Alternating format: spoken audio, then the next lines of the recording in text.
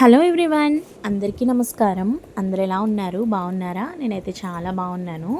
ఈరోజు నేను ఇంట్లో చుక్కకూర టమోటా కర్రీ అయితే చేశానండి. చాలా సింపుల్గా ప్రాసెస్ అయితే చూపిస్తాను. ఇది చాలా హెల్దీ కూడా.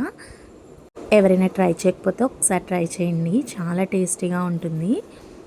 ముందుగా చుక్కకూరని కాడల నుంచి ఆకులు వేరుగా చేసుకొని కాడలు పాడేసి ఆకులు నీట్గా వాటర్లో వేసుకొని 2-3 టైమ్స్ వాష్ చేసుకొని పక్కన పెట్టేయండి. ఇప్పుడు స్టవ్ మీద ప్యాన్ పెట్టుకొని ప్యాన్లో ఆయిల్ వేసుకొని ఆయిల్ హీట్ అయిన తర్వాత కట్ చేసి పెట్టుకున్న ఆనియన్స్, పచ్చిమిర్చిని వేసేసుకొని కొంచెం కల్లుప్పుని వేసుకొని మంచిగా గరిటె పెట్టి కలిపి ఆనియన్స్ మగ్గించేసుకోండి.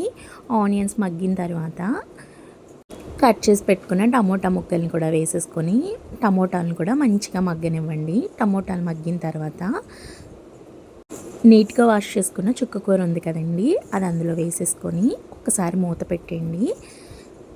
ఒక 2 మినిట్స్ నుంచి మూత తీసిన తర్వాత మంచిగా మగ్గుతుంది చుక్కకూర.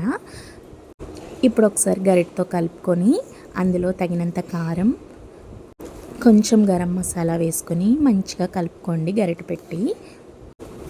ఒక 2 మినిట్స్ మూత అయితే పెట్టేసి తర్వాత గ్రేవీకి సరిపడినన్ని వాటర్ అయితే యాడ్ చేసుకొని చుక్కకూరని దగ్గరికి అవనివ్వండి.